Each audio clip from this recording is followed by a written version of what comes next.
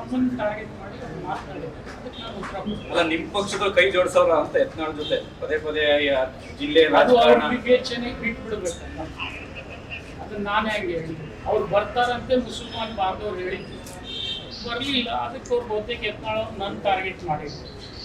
ನನ್ನ ಜೊತೆ ಹಿಂದಿ ಶಾಸಕರನ್ನು ಟಾರ್ಗೆಟ್ ಮಾಡಿದ್ದಾರೆ, ಬೇರೆ ಶಾಸಕರನ್ನು ಟಾರ್ಗೆಟ್ ಮಾಡಿದ್ದಾರೆ. ನೋಡೋಣ ಅದು ಮುಂದೆ. ಇಲ್ಲ, ಅವ್ರು ಫೇಸ್ ಮಾಡಿ ರಾಜೀನಾಮೆ ಕೊಟ್ಟು ಬಿಜಾಪುರಕ್ಕೆ ಬಂದರೆ ಬಿಜಾಪುರ ನಿಲ್ತೀನಿ. ಅವ್ರು ಬಾಗೇವಾಡಿಗೆ ಬಂದಿಲ್ಲ ಅಂದ್ರೆ ಬಾಗೇವಾಡಿಗೆ ಇಲ್ಲ. ನಿರ್ಧಾರ ಮಾಡಿ ಅದನ್ನ ಆಗದೇ ಇಲ್ಲ. ಯಾರಾದ್ರೂ ಒಬ್ರು ಸವಾಲ್ ಸ್ವೀಕಾರ ಮಾಡಬೇಕು. ಅವ್ರು ನನ್ಗೆ ಸವಾಲ್ ಹಾಕಿದ್ರೆ ನಾನು ಸ್ವೀಕಾರ ನಾನು ಗಡುವು ಹಾಕ್ತೇನೆ. ನಾನು ಡೆಡ್ಲೈನ್ ಕೊಡೋದೇ ಇಲ್ಲ. ಅವ್ರು ಬಿಟ್ಟಿದ್ ವಿವೇಚನೆಗೆ ಜನ ನಿರ್ಧಾರ ಮಾಡ್ತಾರೆ.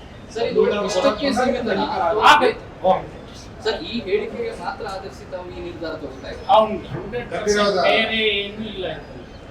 ಈ ಹೇಳಿಕೆಗೆ ಇದು ಪದೇ ಪದೇ ನಡೀತಾನೆ ಇತ್ತು. ಎಲ್ಲ ಒಂದು ಸ್ವಲ್ಪ ಜ್ಞಾಪಕಕ್ಕಿರಲಿ, ನಾನು 3 ಪಕ್ಷದಿಂದ ಗೆದ್ದಿದ್ದೀನಿ. ದಳದಿಂದ ಗೆದ್ದಿದ್ದೀನಿ, ಕಾಂಗ್ರೆಸ್ನಿಂದ ಗೆದ್ದಿದ್ದೀನಿ, ಒಂದು ಸಾರ್ತಿ ಬಿಜೆಪಿಯಿಂದ ಗೆದ್ದಿದ್ದೀನಿ. ಅವ್ರನ್ನ MP ನೂ ಮಾಡಿದ್ದೀನಿ. ಅವ್ರು ಮೊದಲೊಂದು MP ಸೋತಿದ್ರು, ನಾನೇ ಬಿಜೆಪಿಗೆ ಹೋಗಿ ಅವ್ರನ್ನ MP ಮಾಡಿದ್ದೆ. ಪಕ್ಷಕ್ಕಿಂತಲೂ ವ್ಯಕ್ತಿತ್ವ ಭಾಳ ದೊಡ್ಡದು.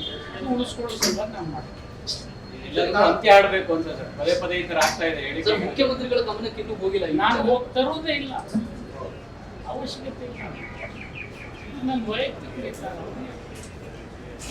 ಸಚಿವರಲ್ಲ ಅದನ್ನ ನೋಡೋಣ ಆಮೇಲೆ. ಓಕೆ, ಪಕ್ಷಕ್ಕಿಂತ ಸಂಬಂಧ ವೈಯಕ್ತಿಕ